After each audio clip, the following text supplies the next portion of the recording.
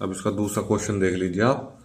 ये कह रहा है कि आर बराबर एक्स वाई तथा एक्स तथा वाई एक ही मोहल्ले में रहते हैं। एक्स और वाई क्या करते हैं, एक मोहल्ले में रहते हैं। तो क्या हो जाएगा, सबसे पहले वही, ये क्वेश्चन तो लिख ही रहा है आपका। चलिए सोल्व करना शुरू करते हैं इसे। बी को, जब आर एक ही मोहल्ले में रहते हैं तो एक्स और एक्स, तो क्या लिखोगे, समतुल्य लिखोगे ना। सबसे पहले समतुल्य संबंध, समतुल्य संबंध तो आप लिखोगे, ठीक है।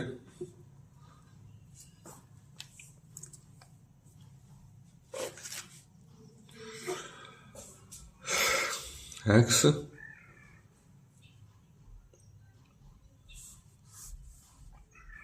एक्स और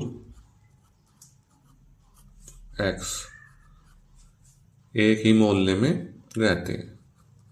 ये तो बात सही है, क्योंकि एक्स एक ही मोहल्ले में तो रहेंगे। एक्स और एक्स एक ही मोहल्ले में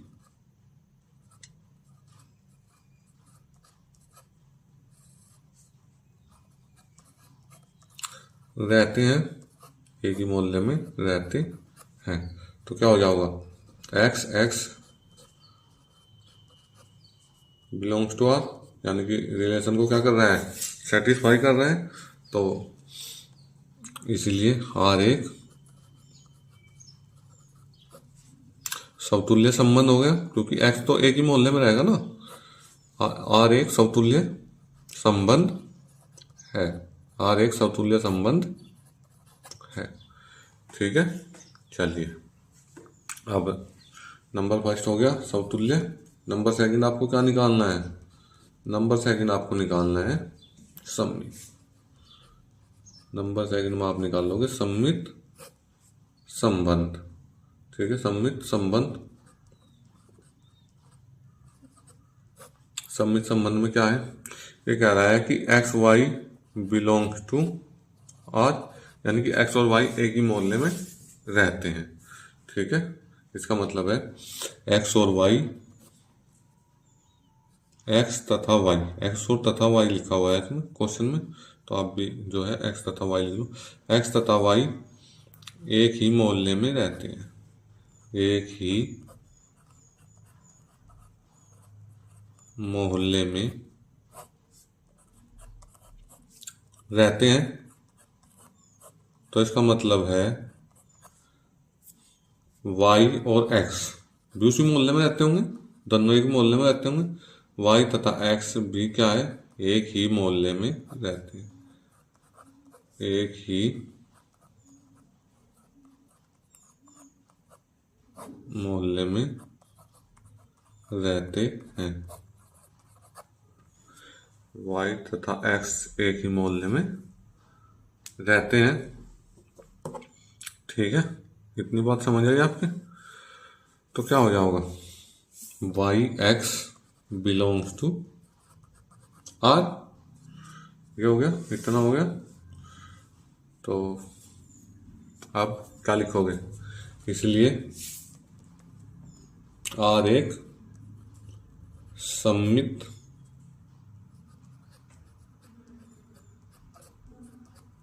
इसलिए आर एक सममित संबंध है, इसलिए आर एक सममित संबंध है, ठीक है। इतनी बात समझ आई। उसके बाद ठीक है, क्या निकालना है आपको, नंबर थर्ड निकालना है आपको संक्रामक संबंध।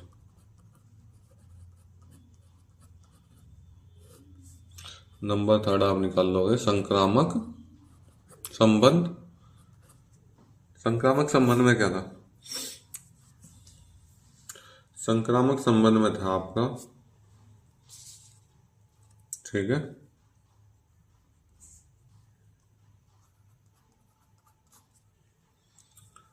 माना X Y belongs to R तथा Y Z belongs to R. ये हो गया, इतनी बात समझ आई? ठीक है, तो इसका मतलब है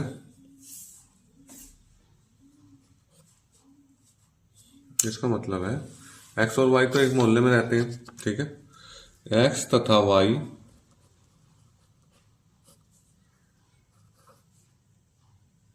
एक मोहल्ले में रहते हैं, एक ही मोहल्ले में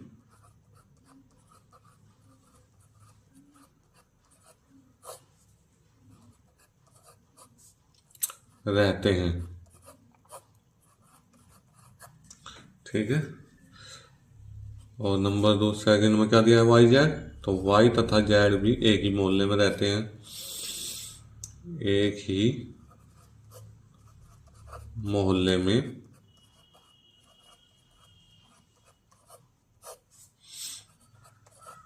रहते हैं,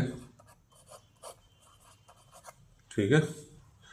तो इसका मतलब क्या हुआ, एक्स और जेड भी एक ही मोहल्ले में रहेंगे, तो इसका मतलब है एक्स तथा जेड भी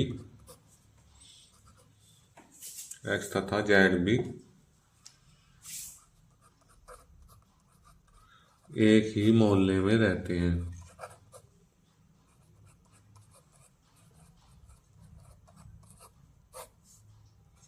एक ही मोहल्ले में रहते,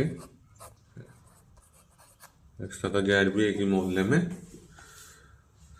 रहते हैं, अर्थात X Z belongs to are.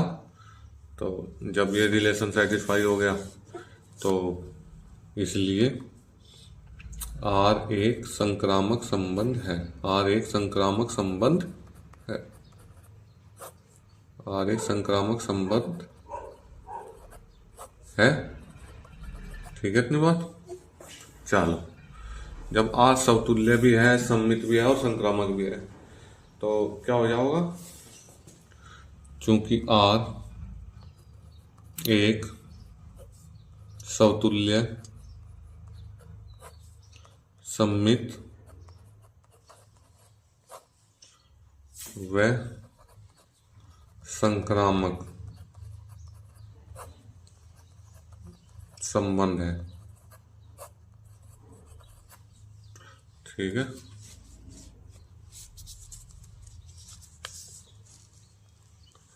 संक्रामक संबंध है, तो इसलिए आर एक तुल्यता संबंध है, आर एक तुल्यता संबंध है, आर एक तुल्यता संबंध है, ठीक है। इतनी बात समझ में आई। अगर कोई संबंध समतुल्य सममित व संक्रामक संबंध है तो क्या होगा, तुल्यता संबंध भी होगा, ठीक है। इतनी बात समझ में आई आपके? चलिए।